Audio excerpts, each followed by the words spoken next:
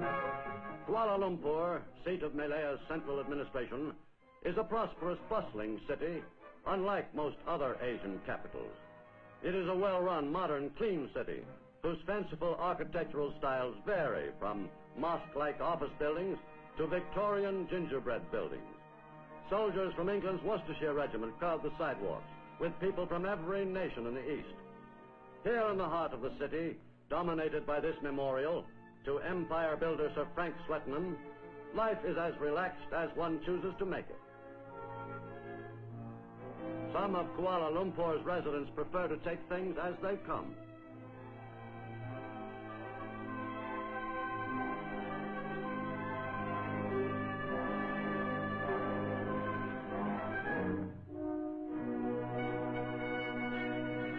Of the greatest importance in Kuala Lumpur, as everywhere in Malaya, are the Chinese. Roughly equal in numbers to the Malays, they completely dominate the country's economic life, without sharing in its politics to any appreciable extent. Throughout Kuala Lumpur, the Chinese way of life is everywhere in evidence.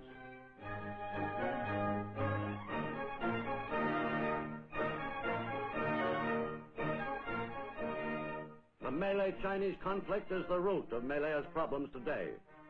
The Chinese attachment to their customs and traditions is exemplified by the popularity of this Chinese music. Today, responsible Malay and Chinese residents of Kuala Lumpur are working with the government to convince their followers that both sides will profit from an equally shared Malayan citizenship. Kuala Lumpur's European population is small compared to its Asian inhabitants.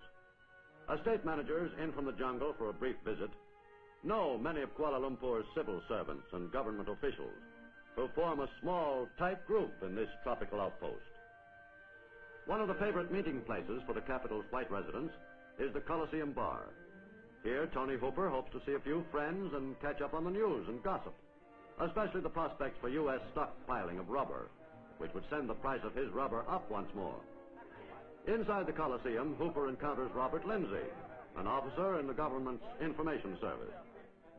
Scotsman Lindsay has been in Kuala Lumpur for a year, but even the most recently arrived civil servant can tell the jungle visitors from the men stationed in Kuala Lumpur. No rubber planter ever goes unarmed.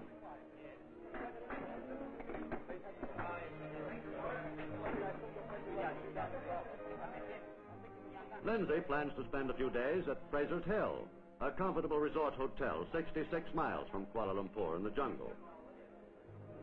The woods and the edge of the jungle outside the city still harbor some communist guerrillas. Although the underbrush has been carefully cut back from the winding road to prevent a close-range ambush, the car bearing Mr. and Mrs. Lindsay is convoyed by armored vehicles on the alert for signs of trouble. The convoy must slow up at each hairpin turn, making it an easy target for terrorists. On this road, Malaya's last High Commissioner was ambushed and killed on his way to Fraser's Hill. The Lindsays arrived safely at the Maxwell Arms, the Fraser Hill English-style pub.